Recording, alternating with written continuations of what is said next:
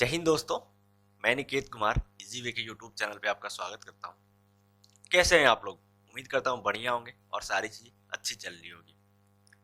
जिन भाई लोगों ने जस्ट इसके पहले वाली वीडियो देखा होगा उनको तो पता लग गया होगा कि हम लोगों ने एक एएलपी की previous year practice series start की है, जो भी एएलपी में पहले क्वेश्चन आ चुके हैं। इसलिए कि अभी आपके सामने जो है एएलपी की वैकेंसी है, बहुत कम है, लेकिन आपको फाइट करना है। ठीक है, तो इसके पहले में हमने जो 9 अगस्त 2018 का पेपर था वो सॉल्व किया था, और आज का जो सेशन, इस सेशन में जो हम लोग पेपर सॉल्व करेंगे ये 10 अगस्त 2018 का पेपर है। अगर आपको सेशन पसंद आता है तो आप लाइक करें और वीडियो को ज़्यादा से ज़्यादा शेयर करें, और जो हमारा इजी वे का यूट्यूब चैनल है इसको सब्सक्राइब जरूर करें। ठीक है, तो चलिए आज का सेशन स्टार्ट करते हैं और देखते हैं पहला क्वेश्चन क्या है।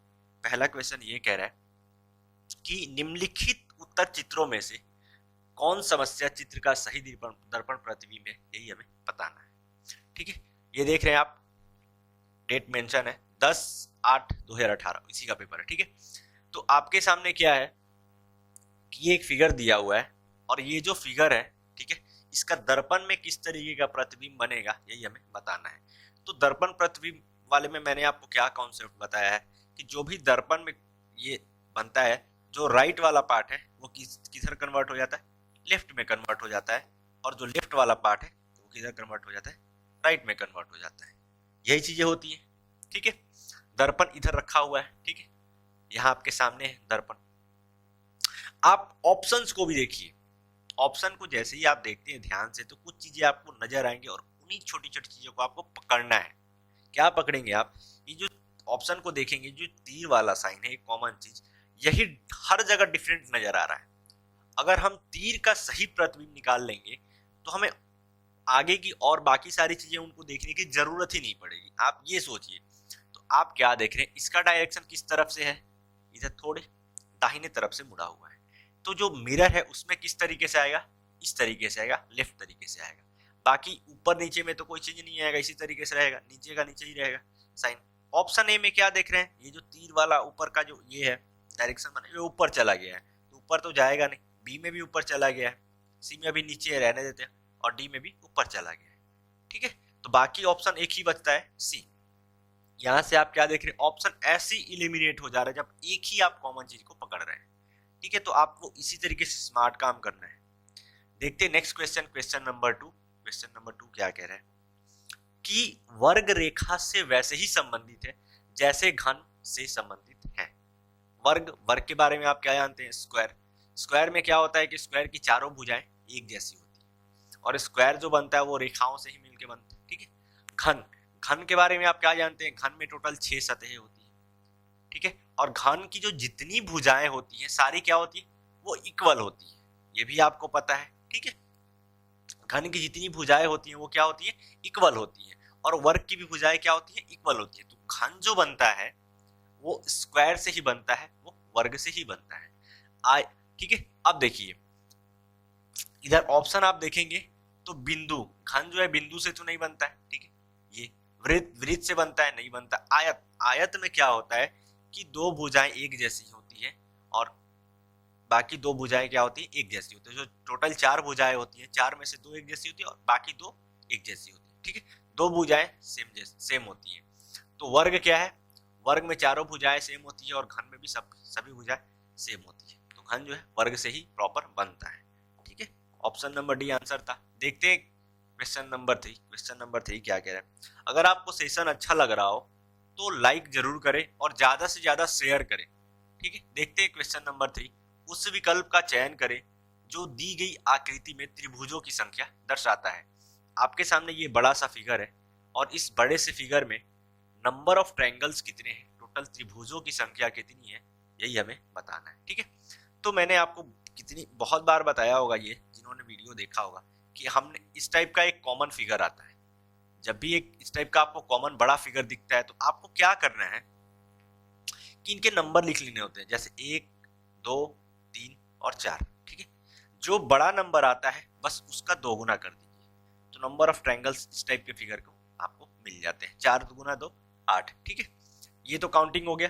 बाकी आप एक यहाँ पे ट्रायंगल दिख रहे हैं और एक बड़ा सा ट्रायंगल यहाँ पे दिख रहे हैं, दो। इसके अलावा और कहीं पे आपको ट्रायंगल देखने को मिल रहा है? बोलेंगे कि जी नहीं। तो 8 में 2 आप ऐड करेंगे तो 8 2 10। तो नंबर ऑफ ट्रायंगल्स इस फिगर में कितने हैं? 10 है। ठीक है, उम्मीद करता हूं आपको समझ में आया होगा ये क्वेश्चन। देखते हैं क्वेश्चन नंबर 4। क्वेश्चन नंबर 4 क्या कह रहा है कि उस उत्तर आकृति का चयन करें जो दी गई प्रश्न आकृति के रिक्त स्थान के लिए उपयुक्त है। आपके सामने ये फिगर दिया हुआ है, ठीक है। फिगर में व्हाट के प्लेस पे कौन सा फिगर आएगा यही हमें बताना है। तो मैंने क्या बोला है कि फिगर वाले क्वेश्चन में आप ऑप्शन को भी साथ में देखते चलिए। आप ऑप्शन को साथ में देखेंगे, ठीक है, तो क्या आपको देखने को मिल रहा है? ये चारों ऑप्शन को देखिए। तो जैसे फिगर को देखते हैं, इस वाले पूरे कंप्लीट फिगर को, तो आपको ऑप्शन नंबर डी ऐसे इलिमिनेट मिलेगा, इसलिए ऑप्शन नंबर डी कहीं से हो ही नहीं सकता है, ठीक है। बाकी आप और सारे फिगर को देखेंगे, जैसे ए बी और बाकी 3 ऑप्शन बचे, ठीक है। अब आप यहाँ से स्टार्ट कीजिए। यहाँ से स्टार्ट करेंगे तो क्या देख रहे हैं कि यहाँ पे एक जो लाइन है उसको नीचे लेके आया गया, नेक्स्ट फिगर में जस्ट इसको ऊपर लेके आया गया, ठीक है। पहले क्या था? पहले कहाँ लेके आया? नीचे। अभी जस्ट इसको ऊपर की साइड लेके आया गया, और फिर दोनों को क्या किया गया है? दोनों लाइंस को आपस में मिला दिया गया है, मर्ज कर दिया गया है, फिर एक बड़ा लाइन बनाया जा रहा है। फिर यहाँ पे भी वही किया गया है, पहले नीचे और उसी साइड में फिर किसको, लाइन को कहाँ लेके गया है? ऊपर लेके गया, फिर दोनों लाइन को मिला के बड़ा लाइन बनाया गया। यहाँ पे क्या किया है कि फिर यहाँ पे वही करेगा। तीसरे वाले में क्या कर रहा है कि दोनों लाइन को आपस में क्या कर रहा है? दोनों लाइन को आपस में मिला दे रहा है। तो यहाँ पे भी दोनों लाइन को आपस में मिला देगा, तो दोनों लाइन को आपस में मिलाएगा तो बड़ा ही लाइन बनेगा। कौन सा ऑप्शन में? Option number C. Option number B और ए वाले तो ये सेम ही लाइन है, ठीक है। तो देखते हैं next question, question number 5। Question number 5 क्या कह रहे हैं आपके सामने है कि निम्न तर्क पर विचार करें और तय करें कि उसके आधार पर कौन सी अवधारणा सही है। आपके सामने एक अवधारणा ये दी हुई है, ये तर्क दिया हुआ है क्या कि आज रविवार है, ठीक है। आप तर्क देखेंगे क्या बोला है? आज रविवार है। तो रविवार क्या है? ये दिन होता है, सप्ताह का क्या होता है? एक दिन होता है, ठीक है। तो डे के बारे में बताया है। अब आप आगे अवधारणा देखिए, अवधारणा क्या कह रही है। अवधारणा पहला वाला अवधारणा क्या कह रहा है कि कल सोमवार है। तो यहाँ पे भी किसके बारे में बताया गया है? दिन के बारे में बताया गया है, ठीक है। तो आप, ठीक है, दूसरा अवधारणा आप पढ़िए कि आज अवकाश है, ठीक है। क्या बोला है? आज अवकाश है, लेकिन तर्क में हमें किसके बारे में बताया गया है? दिन के बारे में बताया गया है। अवकाश के बारे में तो बिल्कुल बताया नहीं गया है। तो ये अवधारणा, ये जो अवधारणा है ऐसी गलत हो जाएगी। बाकी पहले अवधारणा के बारे में बात करते हैं। कल सोमवार है, अगर आज का आपको दिन पता हो तो आज से जो पहले वाले दिन बीत चुके हैं उसके बारे में भी आप बता सकेंगे कि हाँ ये कौन सा दिन था, और आगे आने वाले दिन के बारे में भी आप बता देंगे कि हाँ कल कौन सा दिन होगा, ठीक है। तो ये कल सोमवार है तो ये पूरे तरीके से सही जा रहा है। ऐसा आप इस अवधारणा को आप पूरा तर्क सही बैठ रहा है। तो केवल एक अवधारणा सही है, केवल एक अनुमान तर्क संगत है। ऑप्शन नंबर ए सही आंसर हो जाएगा। देखते हैं नेक्स्ट क्वेश्चन, क्वेश्चन नंबर 6। अगर आपको सेशन अच्छा लग रहा हो तो कृपया लाइक जरूर करें और ज्यादा से ज्यादा शेयर करें। देखते हैं क्वेश्चन नंबर 6 क्या कह रहा है कि दिया गया समस्या चित्र नीचे के उत्तर चित्रों में से किसी एक में सन्निहित है, उस उत्तर चित्र की पहचान करें। आपके सामने ये फिगर दिया हुआ है और इस फिगर में इधर चारों ऑप्शंस में भी फिगर दिए हुए हैं। ये फिगर इन चारों चित्र में से किसमें प्रेजेंट है, किसमें उपस्थित है, यही हमें बताना है। तो मैंने आपको क्या बताया है, जब भी इस टाइप का क्वेश्चन है तो आपको एक कॉमन पार्ट पकड़ लेना है, ठीक है। आपको क्या करना है? कॉमन पार्ट पकड़ लेना है फिगर का। लेकिन ये फिगर उतना बड़ा है नहीं, ठीक है। तो आप जैसे ही देखेंगे तो ऑब्जर्व कर पाएंगे। जैसे ही ऑप्शन ए में देखेंगे तो आपको पूरा ये फिगर ही दिख जाएगा, ये ऑप्शन ए में, ठीक है। तो ऑप्शन नंबर ए यही से सही हो जाएगा। बाकी आप ऑप्शन बी में भी आपको कंप्लीट ये चीज नहीं देखने को मिलेगा, सी तो ऐसे ही नहीं देखने को मिल रहा है और डी में भी नहीं देखने को मिल रहा है, ठीक है। देखते हैं next question, question number 7। Question number 7 आपके सामने क्या कह रहा है कि निम्नलिखित संबंध को दर्शाने के लिए इनमें उपयुक्त वेन आरेख का चयन करें, ठीक है। आपके सामने क्या है, कुछ शब्द दिए गए हैं जैसे भारत, महाराष्ट्र और केरल। इन तीनों का आपस में क्या रिलेशन है, किस तरीके से रिलेशन है, उस रिलेशन को है जो आपको वेन आरेख के थ्रू बताना है। ऐसा ही आपको करना है। तो भारत क्या है, आप क्या देखते हैं, भारत एक देश है, ठीक है, भारत एक देश है। महाराष्ट्र क्या है, राज्य है, और ये किसके अंदर आता है, वो भारत के प्रॉपर 100% अंदर आता है, भारत का ही एक राज्य है। केरल भी क्या है, भारत का राज्य है, ये पूरे तरीके से भारत के अंदर ही आता है। तो ये जो भारत है, महाराष्ट्र और केरल, ये दोनों भारत के अंदर ही आने चाहिए।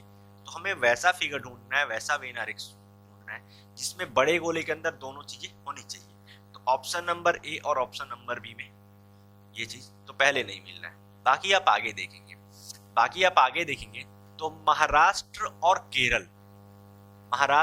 केरल दोनों अलग अलग राज्य हैं, दोनों के बीच में तो कुछ रिलेशन बिल्कुल नहीं है।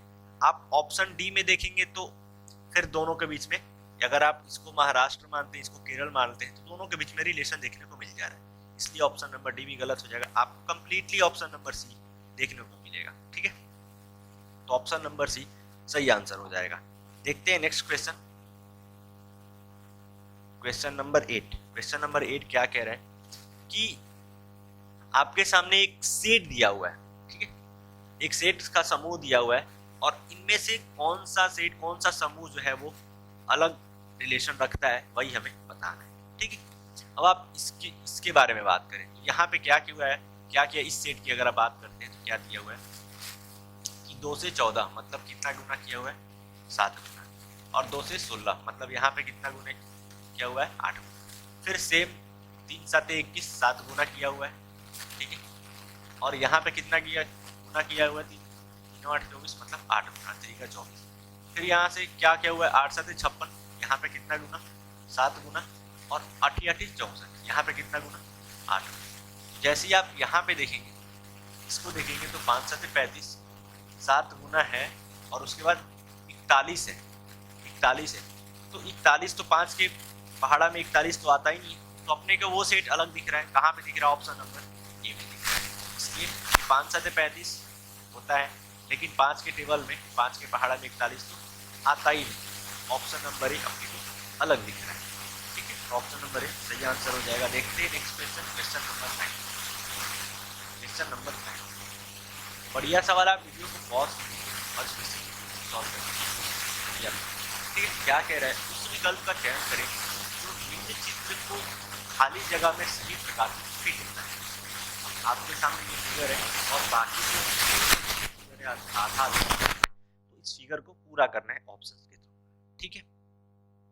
आप अब क्या देखेंगे, सबसे पहले आप ऑप्शंस को इलिमिनेट करना स्टार्ट कीजिए, ठीक है। आप जैसे ही देखेंगे, पहला ऑप्शन आप चेक कीजिए, पहले ऑप्शन में आप चेक करेंगे तो पूरा तरीका से आपको क्या है, यहाँ से ये वाला पार्ट कंप्लीट चाहिए, ठीक है, दूसरा ये वाला पार्ट कंप्लीट चाहिए, इसी तरीके से चाहिए, अपने को ये चीज देखने को मिलता है। बारीकी से आप चेक करें, फिर गोला इस तरीके से चाहिए, फाइनली ये गोला इस तरीके से मिल रहा है। ऑप्शन नंबर बाकी इतनी सारी चीजें यही चाहिए, ठीक है। पहले ये 2 कॉमन पार्ट को आप चेक कीजिए, जैसे इस 2 कॉमन पार्ट को चेक करेंगे तो ऑप्शन नंबर बी और बाकी यहाँ पे ऑप्शन नंबर डी में आपको क्या देखने को मिल रहा है, ये एलिमिनेट हो जाएंगे। क्यों एलिमिनेट हो जाएंगे कि यहाँ पे ये सिंगल लाइन है, ठीक है, इसके वजह से ये एलिमिनेट हो जाएगा। यहाँ पे ये वाला चीज आपको देखने को नहीं मिलेगा, इसलिए ये वाला हो जाएगा। बाकी अब बचे ऑप्शन नंबर ए और option number C. Option number A और ऑप्शन नंबर सी में आप एक कॉमन चीज देखेंगे, क्या देखेंगे, यहाँ पे जो है ये वाला, जहाँ पे मैं घेर रहा हूँ, यहाँ पे आप क्या देख रहे हैं कि कहीं पे गोले में इस चीज को कनेक्ट नहीं किया है, लेकिन यहाँ पे सी में क्या कर रहा है, कनेक्ट कर दे रहा है इस लाइन को, ठीक है। यहाँ पे भी गोला बनेगा तो गोले में कहीं पे कनेक्शन नहीं आएगा, लेकिन ऑप्शन सी में यहाँ पे कनेक्ट कर दे रहा है, तो ऑप्शन सी भी यहाँ से गलत हो जाएगा। बाकी एक ही ऑप्शन बचा, ऑप्शन नंबर ए। तो आप ऑप्शंस को इलिमिनेट करना भी सीखिए, एक छोटे छोटे कांस्टेंट फिगर पकड़ के, ठीक है। जैसे ही आप देखेंगे ना, करते करते आपको भी आदत हो जाएगी इस चीज की। देखते हैं क्वेश्चन नंबर 10 क्या कह रहे हैं कि निम्नलिखित क्रम में प्रश्न चिन्ह द्वारा दर्शाए गए अनुसार एक अक्षर अनुपस्थित है, ठीक है, दिए गए विकल्पों में से अनुपस्थित अक्षर का चयन करें, ठीक है। एक लेटर अल्फाबेट का सीरीज दिया हुआ है, उसमें कौन सा अगला ये यहाँ पे आएगा अल्फाबेट, वही हमें बताना है। तो जब भी अल्फाबेट वाले क्वेश्चन आते हैं तो मैंने आपको क्या बताया कि अल्फाबेट का प्लेस क्या होता है, सबसे पहले आपके दिमाग में वो चीज आनी चाहिए, ठीक है। तो एन का क्या होता है, एन 14वें प्लेस पे आता है, L 12वें प्लेस पे आता है, J 10वें प्लेस पे आता है और H 8वें प्लेस पे आता है। फिर यहाँ पे क्या होगा ये हमें बताना है, ठीक है। तो अब आप क्या देख रहे हैं, 14 से 12 पे गया है मतलब 2 घटा के लिखा है, फिर 12 से 10 गया फिर 2 घटाया है, फिर 10 से 8 गया फिर 2 घटाया है। तो 8 से कितने पे जाएगा, 2 घटा के लिखेगा तो 6 आएगा, और 6 पे क्या आता है, वो आता है F। कौन से ऑप्शन में आपको दिखने को मिल रहा है, option number D. Option number D सही आंसर हो जाएगा। जिनको अल्फाबेट का प्लेस अगर अच्छे से याद होगा ना, उनको लिखने का बिल्कुल भी जरूरत नहीं पड़ेगा, वो बस चीजों को ऑब्जर्व करके सामने से देख के पता लगा ले, ठीक है। देखते हैं क्वेश्चन नंबर 11। क्वेश्चन 11 क्या कह रहा है, आप जो है ना अल्फाबेट का प्लेस, कुछ चीजें जो है बेसिक चीजें वो आप याद कर लीजिए और डे टू डे उनको रिवीजन कीजिए, ताकि आपके वो चीजें सारी टिप्स पे हो जाए। जैसे ये क्वेश्चन नंबर 11 देखते हैं क्या कह रहा है कि दिए गए संबंधित जोड़े के आधार पर अनुपस्थित शब्द चुने। क्या है, आप क्या देख रहे हैं, जैसे ये आपको इस फिगर को देखिए क्या दिख रहा है, इसको लिखा गया है बंच। बंच का मतलब क्या होता है गुच्छा, ठीक है। ये ऑप्शन भी था ना, ऑप्शन जैसे फ्लॉक, स्वार्म, क्राउड, आर्मी, ये सारे ऑप्शन इंग्लिश में ही थे, बस इसको ऐसे लिख दिया था फ्लॉक, बस हिंदी में इस तरीके से लिखा हुआ था। फ्लॉक को फ्लॉक इस तरीके से लिखा हुआ था, स्वार्म को स्वार्म इस तरीके से लिखा हुआ था, ठीक है। इसलिए मैंने प्रॉपर हिंदी में नहीं लिया है। स्वार्म का भी मतलब होता है झुंड, क्राउड का भी मतलब होता है झुंड, आर्मी का भी मतलब होता है झुंड, और फ्लॉक का भी मतलब होता है झुंड, ठीक है। तो अंगूर को गुच्छा, इसका भी झुंड है, ठीक है।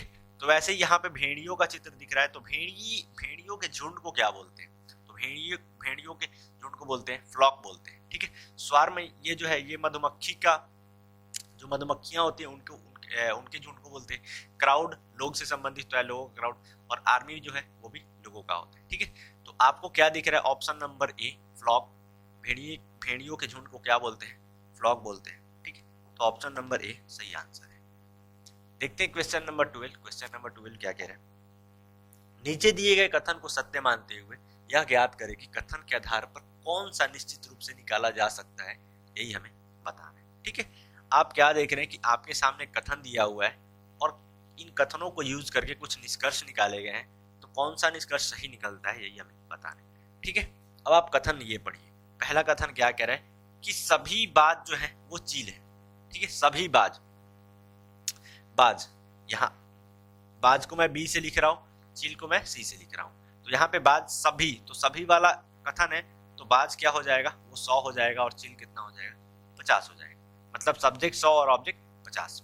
फिर दूसरा कथन आप पढ़ेंगे, सभी वाला है, पॉजिटिव है, ठीक है, पॉजिटिव स्टेटमेंट है, ये भी पॉजिटिव है। क्या कह रहा है कि सभी चील पक्षी हैं, चील सी यहाँ पे कितना है, 100 है, और पक्षी को मैं पी से लिख रहा हूँ, पी कितना है, 50 है, ठीक है। ऑब्जेक्ट है 50 है, यही हो जाएगा, ठीक है। अब आप निष्कर्ष को देखिए। निष्कर्ष को देखेंगे आप, तो निष्कर्ष पहला क्या रहा है कि कुछ पक्षी बाज है, तो चलिए पॉजिटिव ही निकलेगा, पॉजिटिव स्टेटमेंट पॉजिटिव ही कंक्लूजन देते हैं, तो चलिए पॉजिटिव निष्कर्ष है।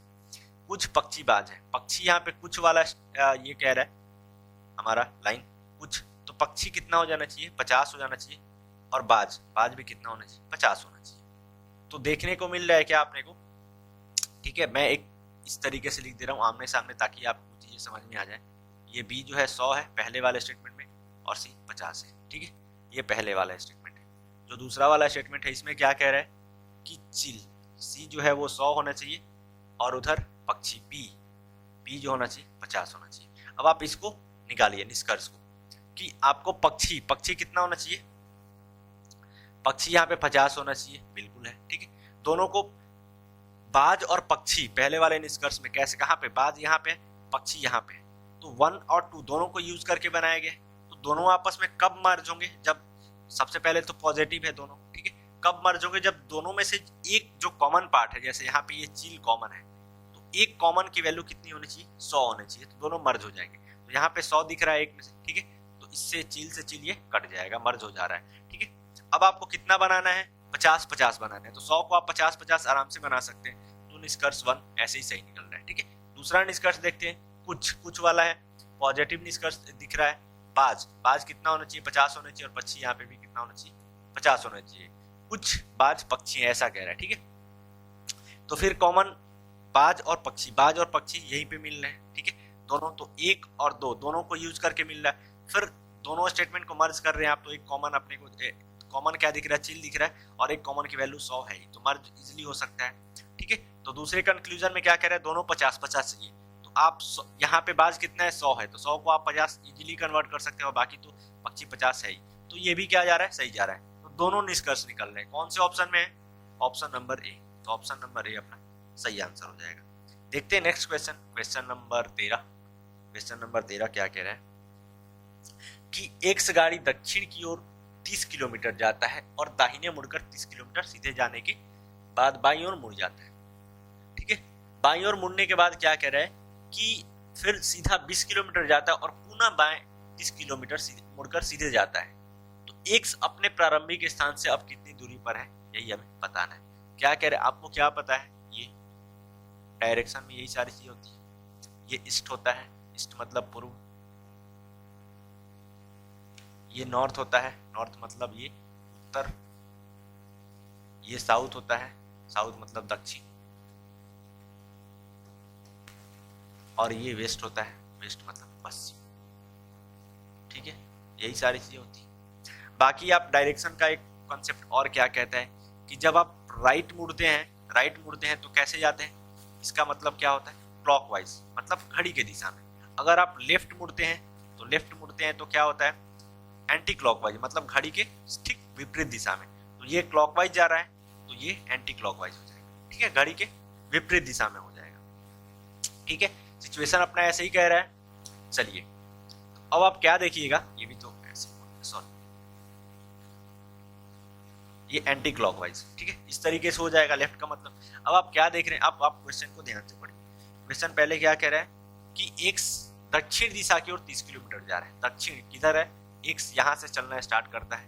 ठीक है, एक्स यहाँ से चलना स्टार्ट करता है, पहले कहाँ जाता है, दक्षिण की तरफ। कितना जा रहा है, 30 किलोमीटर जा रहा है। ठीक है, उसके बाद क्या कह रहा है कि वहां से दाहिने मुड़ जाता है।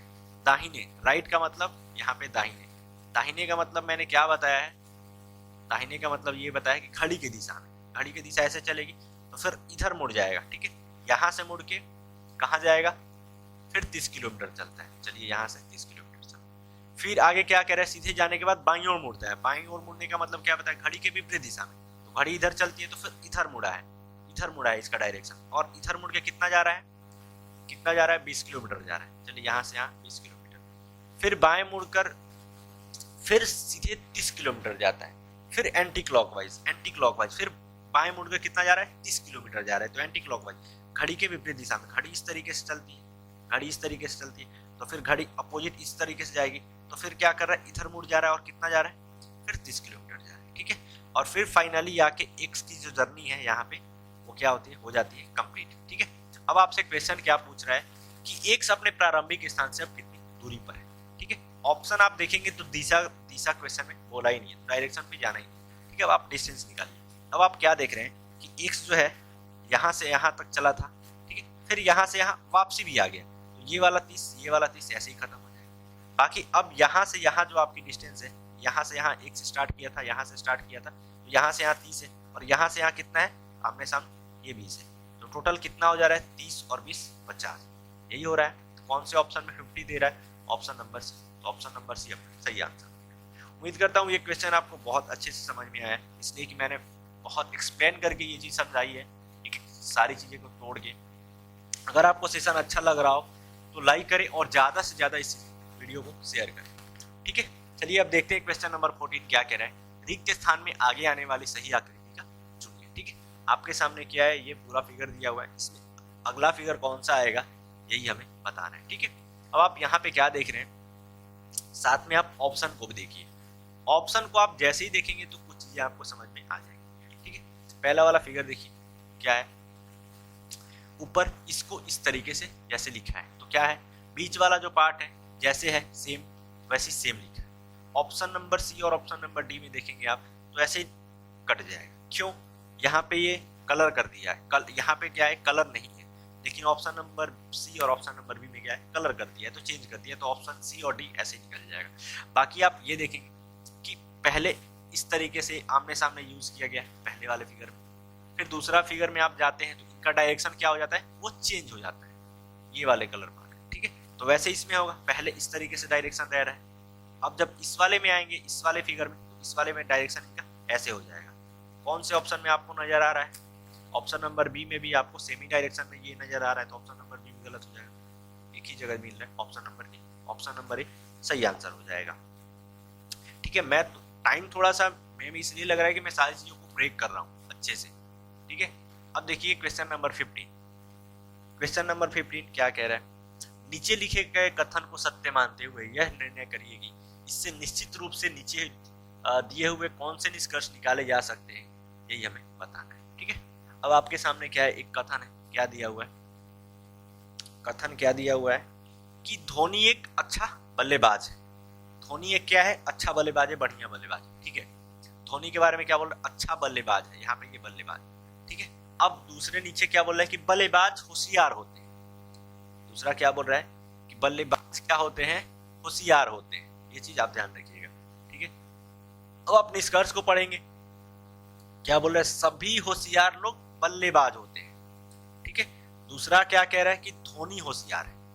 ठीक है, यही निष्कर्ष निकाला गया। अब आप एक चीज बताइए कि सभी होशियार लोग बल्लेबाज होते हैं, आप बल्लेबाज के बारे में तो बताया है।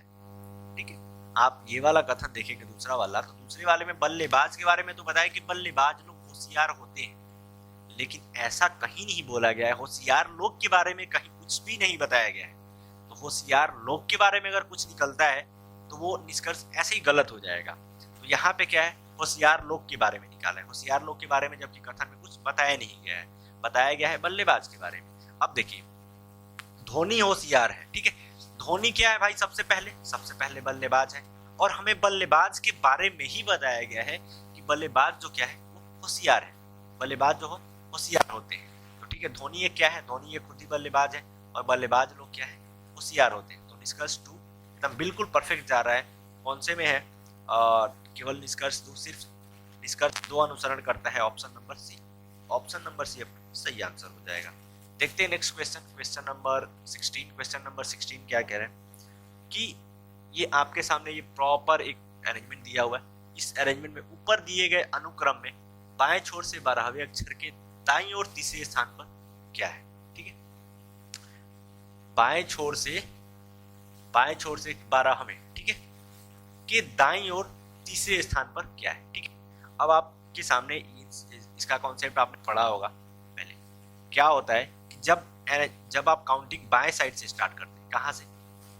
बाएं साइड से स्टार्ट करते हैं। ठीक है, तो क्या होता है कि आप जितना राइट और लेफ्ट, ये सारी चीज, अगर इसके राइट बाएं से आप स्टार्ट करते हैं, फिर आपसे क्या बोलता है कि लेफ्ट मतलब बायां, और बायां के जस्ट अगर दायां बोलता है जितना भी नंबर, तो दोनों क्या होते हैं? ये ऐड होते हैं। ठीक है, ये चीज आपने पढ़ा होगा। तो सेम यहाँ पे भी क्या कह रहा है कि बाएं से स्टार्ट कर रहा है। ठीक है, और बाएं से स्टार्ट कर रहे हैं, और बाएं छोर से कहाँ बोल रहे हैं भाई? 12वें प्लेस में। ठीक है, और फिर इसके राइट लेके जा रहा है। ठीक है, बाएं से स्टार्ट कर रहा है और बाएं पे लेके जा रहा है, और बाएं से राइट कह रहा है, तो फिर ये भी ऐड हो जाएगा। राइट से कितना? दाएं से कितना? तीसरे। फिर यहाँ से कितने? तीसरे। तो 12 और 3 15। ठीक है, 15 ये निकल रहा है, और 15 ये कहाँ से? ये बाएं से। कॉन्सेप्ट हमारा यही कहता है, इसी तरीके से होता है। तो बाएं से आप 15वें प्लेस में काउंट कर लीजिए, मतलब 1 2 3 4 5 6 7 8 9 10 11 12 13 14 15। ठीक है, 15 पे क्या आ रहा है? बी आ रहा है। तो ऑप्शन नंबर बी सही आंसर हो जाएगा। ठीक है, देखते हैं next question, question number 17। Question number 17 क्या कह रहे हैं कि दिए गए वक्तव्यों को सच मानकर चले और यह तय करें कि कौन से निष्कर्ष वक्तव्यों में से निश्चित रूप से निकाले जा सकते हैं, यही हमें बताना है। कुछ आपके सामने ये स्टेटमेंट दिए हुए हैं, स्टेटमेंट को यूज करके कुछ निष्कर्ष निकाले हुए हैं, यही हमें बताना है। ठीक है, पहला वक्तव्य क्या कर रहे हैं? पहला स्टेटमेंट क्या कर रहे हैं? कुछ फरिश्ते देवता हैं। फरिश्ते को मैं एफ से डिनोट कर दे रहा हूँ, देवता को डी से। ठीक है, पहला वाला स्टेटमेंट क्या कर रहे हैं? कुछ फरिश्ते। कुछ वाला स्टेटमेंट है, दूसरा क्या है? पॉजिटिव है। तो कुछ फरिश्ते एफ कितना हो जाएगा? यहाँ पे एफ हो जाएगा 50, और देवता डी कितना हो जाएगा? कुछ वाला स्टेटमेंट है तो ऑब्जेक्ट में 50। ठीक है, फरिश्ते भी यहाँ पे 50 और देवता भी 50। दूसरा क्या कह रहा है? सभी जीव देवता है। स्टेटमेंट क्या है? पॉजिटिव है। दूसरा ऑल वाला है, सभी वाला है, तो सब्जेक्ट क्या हो जाएगा? 100 हो जाएगा और ऑब्जेक्ट 50 हो जाएगा। ठीक है, तो जीव, जीव को मैं जे से डिनोट कर देता हूँ डी, ठीक है। दूसरा वाला स्टेटमेंट क्या कह रहा है कि जीव जो है वो 100 है यहाँ पे, और देवता डी जो है यहाँ पे डी 50 है, ठीक है। अब आप निष्कर्ष देखिए, निष्कर्ष क्या बोल रहा है, कुछ फरिश्ते जीव हैं। क्या है, कुछ फरिश्ते जीव हैं, मतलब ये फरिश्ते यहाँ पे 50 होना चाहिए। चलिए निष्कर्ष तो पॉजिटिव है, चलिए यहाँ पे देखते हैं, फरिश्ते 50 होना चाहिए और जीव भी कितना होना चाहिए, 50 होना चाहिए। दूसरा आप ये चीज देखेंगे, दूसरे वाले फरिश्ते और जीव, फरिश्ते और जीव कहां से निकल रहा है, दोनों स्टेटमेंट को यूज करके निकल रहा है। डी, डी जो है ये डी, ये दोनों में कॉमन दिख रहा है, ठीक है। और दोनों स्टेटमेंट को यूज करके जो है ये वाला निष्कर्ष निकाला जा रहा है, पहला वाला निष्कर्ष, ठीक है। तो आप क्या जानते हैं, कॉन्सेप्ट हमारा क्या कहता है कि जब भी दो स्टेटमेंट्स को यूज करके कोई निष्कर्ष निकाला जाए और उसमें जो कॉमन पार्ट निकलता है, हमारा कॉमन पार्ट, तो कॉमन पार्ट में से मिनिमम एक वाले में वैल्यू जो है होनी चाहिए वो 100 होनी चाहिए।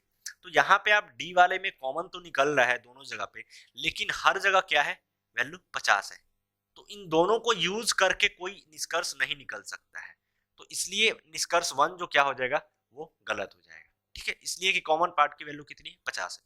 दूसरा निष्कर्ष आप देखेंगे, कुछ जीव फरिश्ते हैं, कुछ जीव, जे और एफ, इसका निष्कर्ष निकाला गया है। फिर मतलब 1 और 2 को यूज करके निकाला गया है, तो 1 और 2 को यूज करके कोई निष्कर्ष निकल ही नहीं सकता। इसके क्यों नहीं निकल सकता है, इसलिए कि जो कॉमन वैल्यू है वो मिनिमम एक किसी की 100 होनी ही चाहिए किसी एक स्टेटमेंट में, लेकिन है नहीं, दोनों जगह क्या है, 50-50 ही है।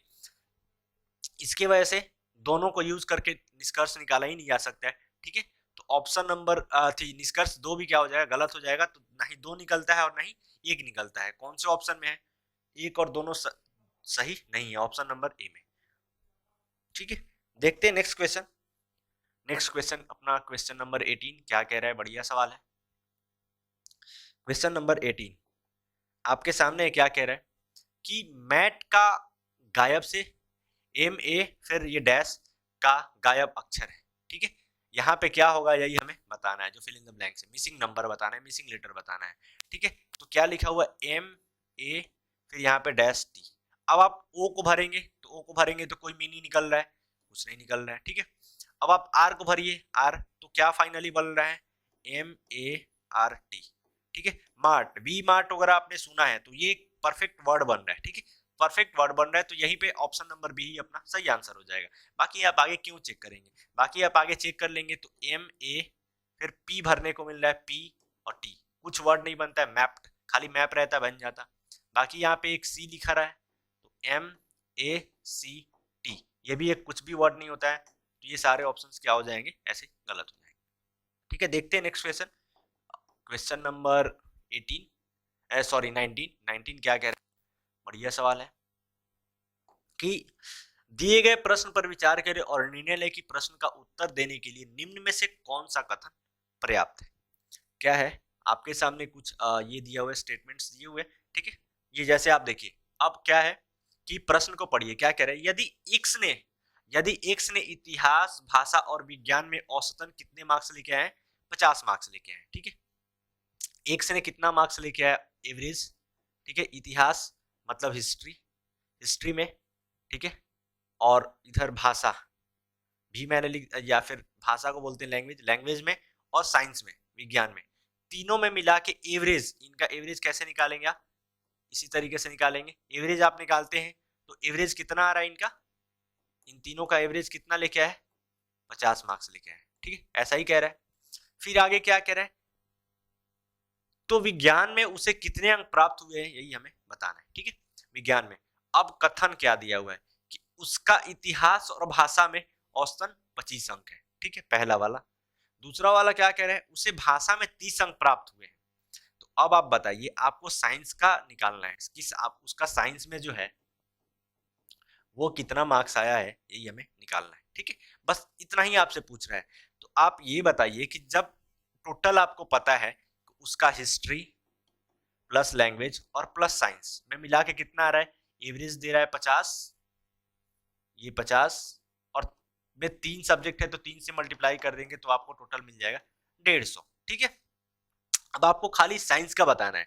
आप पहले वाला कथन देखेंगे तो क्या बोल रहा है, इतिहास, हिस्ट्री और लैंग्वेज, इन दोनों का एवरेज कितना दे रखा है भाई साहब, ये 25 दे रखा है, मतलब हिस्ट्री और प्लस लैंग्वेज इन दोनों का एवरेज कितना दे रहा है, 25 दे रहा है। तो यहाँ पे आप हिस्ट्री और प्लस लैंग्वेज का कितना निकाल लेंगे, ये 25 और गुना 2 मतलब कितना आ जा रहा है, 50 आ जा रहा है। ठीक है, तो बाकी बचा साइंस, तो साइंस का आप कैसे निकालेंगे, 150 में से अगर आप इन दोनों सब्जेक्ट का घटा देंगे तो आपको कितना मिल जा रहा है, 100 मिल जा रहा है। तो साइंस का यहीं से आपको निकल जा रहा है। ठीक है, तो पहले कथन से ही आप निकाल सकते हैं, दूसरे की जरूरत ही नहीं। ठीक है, तो पहला ही वाक्य क्या है, पर्याप्त है। कौन से ऑप्शन में आपको दिख रहा है, प्रश्न का उत्तर देने के लिए केवल एक पर्याप्त है परंतु दो केवल पर्याप्त नहीं है। सही बात है, तो ऑप्शन नंबर ए में ही अपने को मिल जा रहा है। देखते हैं नेक्स्ट क्वेश्चन, क्वेश्चन नंबर 20 क्या कह रहा है कि 8 बजे घड़ी की दोनों सुइयों के बीच में बने कोण का मान क्या होगा, यही हमें बताना है। ठीक है, आपके सामने क्या है, आपको क्या पता है कि एक घंटे में आवर्स वाली जो घंटे वाली सुई होती है और मिनट वाली सुई होती है। ठीक है, तो 1 आवर में इन दोनों के बीच में कितना डिग्री का कोण बनता है, ये आपको पता है कितने डिग्री का कोण बनता है, तो बनता है भाई 30 डिग्री का कोण इन दोनों के बीच में। ठीक है, जैसे ये आपके सामने एक घड़ी हो गई, ठीक है, यहाँ पे ये आपका मिनट वाला सुई है, ठीक है, और ये आपका जो है घंटे वाला सुई है। तो इन दोनों के बीच में कितना डिग्री का कोण बनता है एक घंटे में, 30 डिग्री का कोण बनता है। ठीक है, अब आपसे बोला कितना है, 8 बज रहा है और 8 से कितना पे पहुंचा है, 8 बजे घड़ी की सुई दोनों सुइयों के बीच में, तो 8 से, ठीक है, 8 बज रहा है, तो 8 बज रहा है। ठीक है, तो प्रॉपर आप यहाँ पे ये बनाएंगे।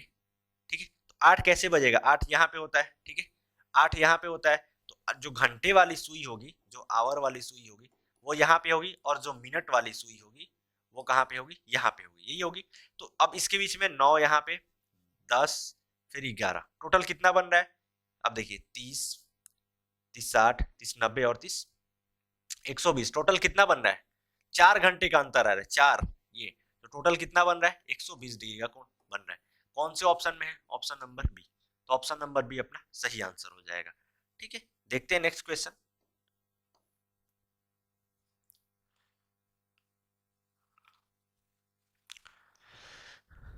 क्वेश्चन क्या कह रहा है, प्रश्न चिन्ह के प्रश्न चिन्ह की जगह पर सही आकृति का चयन करें। ठीक है, प्रश्न चिन्ह की जगह पर सही आकृति का चयन करें। अब आपके सामने ये एक फिगर दिया हुआ है, व्हाट के प्लेस पे क्या आएगा यही हमें बताना है। ये मैं क्वेश्चन छोड़ रहा हूँ आपके लिए, बहुत बढ़िया सवाल है, वीडियो को पॉज कीजिएगा, सॉल्व कीजिएगा, जो भी आंसर आएगा कमेंट सेक्शन के थ्रू आप बताइएगा। ठीक है, देखते हैं next question, question number 22। Question number 22 आपके सामने है।